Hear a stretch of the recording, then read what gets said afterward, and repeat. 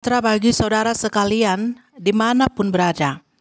Firman Tuhan untuk kita minggu ini 6 Juni 2021, Injil Markus 3 ayat 20 sampai 35. Begini firman Tuhan. Kemudian Yesus masuk ke sebuah rumah, maka datanglah orang banyak berkerumun pula, sehingga makan pun mereka tidak dapat. Waktu kaum keluarganya mendengar hal itu, mereka datang hendak mengambil dia. Sebab kata mereka ia tidak waras lagi. Dan ahli-ahli Taurat yang datang dari Yerusalem berkata, ia kerasukan Beelzebul.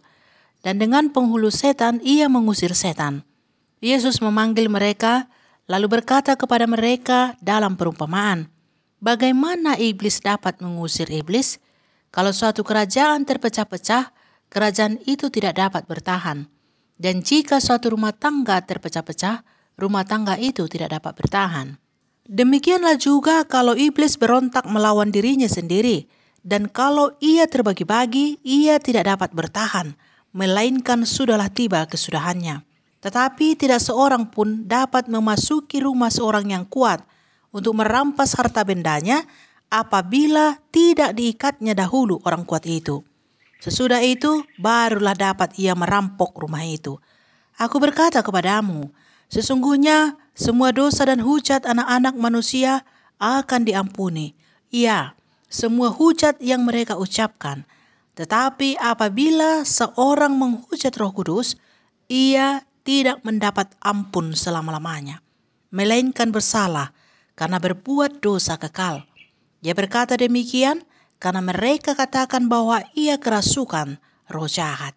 Lalu datanglah ibu dan saudara-saudara Yesus. Sementara mereka berdiri di luar, mereka menyuruh orang memanggil dia. Ada orang banyak duduk mengelilingi dia. Mereka berkata kepadanya, lihat, ibu dan saudara-saudaramu ada di luar dan berusaha menemui engkau. Jawab Yesus kepada mereka, siapa ibuku dan siapa saudara-saudaraku?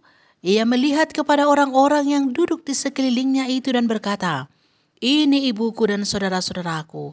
Barang siapa melakukan kehendak Allah, dialah saudaraku laki-laki, dialah saudaraku perempuan, dialah ibuku. Sampai di sini firman Tuhan. Saudara-saudara yang terkasih di dalam Kristus Yesus, tema khotbah untuk kita minggu ini, bersaudara di dalam Tuhan. Bagaimana caranya kita bisa bersaudara di dalam Tuhan? Pertama-tama kita harus bersaudara dulu dengan Kristus.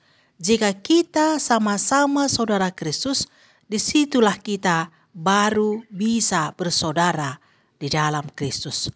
Jika saya saudara Kristus dan saudara bukan saudara Kristus, maka kita tidak bisa menjadi saudara di dalam Kristus atau sebaliknya. Pertanyaannya, siapakah saudara Kristus? Dalam ayat 33 sampai 35 disebutkan, jawab Yesus kepada mereka, siapa ibuku dan siapa saudara-saudaraku? Ia melihat kepada orang-orang yang duduk di sekelilingnya itu dan berkata, ini ibuku dan saudara-saudaraku. Barang siapa melakukan kehendak Allah, dialah saudaraku laki-laki, dialah saudaraku perempuan, dialah ibuku. Jadi siapa yang melakukan kehendak Bapa, yang mengikut-ngikut Yesus, itulah saudara Tuhan Yesus. Jadi, walaupun kita satu marga, mempunyai hubungan darah satu dengan yang lain, umpamanya sama-sama marga Siahaan, kita bukanlah saudara di dalam Kristus jika di antara kita ada yang tidak mengikut-ngikut Yesus dan tidak melakukan kehendak Bapa. Tetapi kita bersaudara dalam adat istiadat atau trombo-trombo nenek moyang. Persaudaraan kita dalam adat istiadat atau trombo-trombo terjadi karena hubungan kedagingan. Tetapi persaudaraan kita di dalam Kristus terjadi karena hubungan kita dengan Kristus. Persaudaraan di dalam Tuhan dibangun atas dasar kasih dan menonjolkan perbuatan-perbuatan yang seturut dengan kehendak Allah.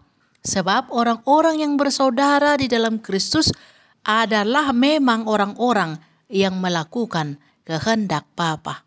Jika terjadi pun perseteruan di antara kita yang bersaudara di dalam Kristus, di sana didapati pengampunan yang memberi kelegaan. Seperti Yusuf mengampuni saudara-saudaranya, Lihat Ogen, Kejadian 50 ayat 17-21. Ia mengampuni saudara-saudaranya bukan semata karena mereka adalah saudaranya secara daging, tetapi karena dia adalah orang yang dekat dengan Tuhan. Dengarlah apa yang ia katakan kepada saudara-saudaranya itu.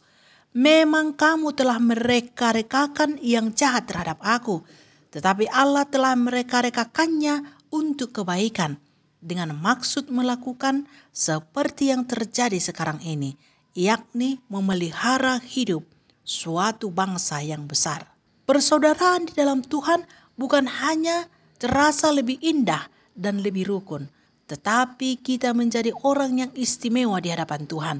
Tidak diragukan lagi, kita akan didahulukannya dari yang bukan saudaranya, bahkan dari saudaranya dan ibunya secara daging. Lihatlah ketika Maria dan saudara-saudaranya datang hendak bertemu dengannya.